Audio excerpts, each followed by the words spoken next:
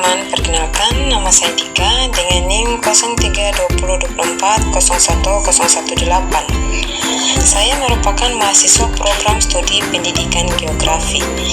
Video pembelajaran ini disusun untuk memenuhi tugas pada mata kuliah micro teaching. Pada kesempatan kali ini, saya akan menyampaikan materi yang berjudul interaksi makhluk hidup dengan lingkungannya.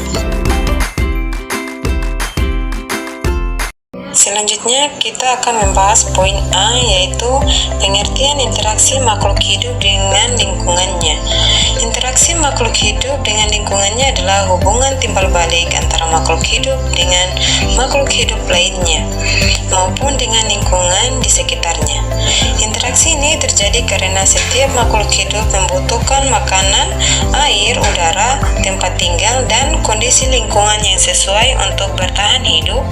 Melalui interaksi tersebut, tercipta keseimbangan ekosistem yang mendukung keberlangsungan kehidupan di bumi. Contohnya seperti 1. Tumbuhan memanfaatkan sinar matahari untuk membuat makanan melalui fotosintesis. 2. Burung membuat sarang di pohon sebagai tempat tinggal dan berkembang biak. Selanjutnya kita masuk ke poin B, yaitu komponen penyusun lingkungan. Lingkungan tersusun atas dua komponen utama, yaitu komponen biotik dan komponen abiotik.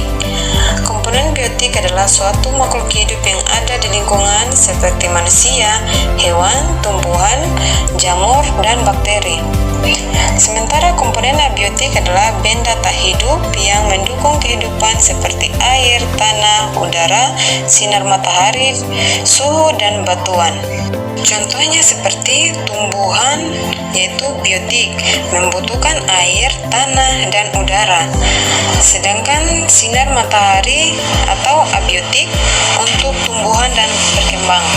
Selanjutnya, manfaat komponen penyusun lingkungan yaitu mendukung kehidupan makhluk hidup dan menjaga keseimbangan ekosistem.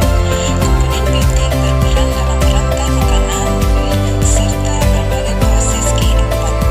Sedangkan komponen abiotik berperan untuk menyediakan kebutuhan dasar bagi makhluk hidup. Selanjutnya, poin C, yaitu interaksi antar makhluk hidup. Interaksi antar makhluk hidup adalah hubungan yang terjadi antar makhluk hidup satu dengan makhluk hidup lainnya dalam suatu ekosistem. Interaksi ini bisa bersifat saling menguntungkan, merugikan, atau netral bagi salah satu pihak. Dan melalui interaksi tersebut, makhluk hidup dapat memenuhi kebutuhan hidup seperti memperoleh makanan, tempat tinggal, dan perlindungan. Contohnya seperti manusia dan tumbuhan. Manusia memanfaatkan tumbuhan sebagai sumber makanan, bahkan bangunan, dan penghasil oksigen. Sebaliknya, manusia membantu tumbuhan dengan menanam, merawat, dan melestarikannya. Adapun manfaatnya yaitu interaksi antar manusia dengan makhluk hidup berperan penting dalam memenuhi kebutuhan hidup manusia seperti penyediaan pangan, oksigen, dan bahan baku. Selain itu, interaksi ini juga membantu menjaga keseimbangan ekosistem, mendukung kelestarian lingkungan, serta menciptakan kehidupan yang lebih sehat dan berkelanjutan. Baik teman-teman, setelah mempelajari seluruh materi, sekarang kita akan masuk ke bagian kesimpulan.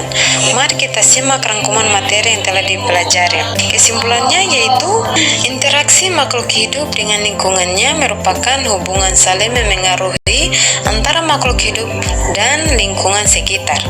Komponen biotik dan abiotik bekerjasama menjaga keseimbangan ekosistem sehingga kehidupan dapat berlangsung dengan baik. Oleh karena itu, lingkungan perlu dijaga dan dilestarikan.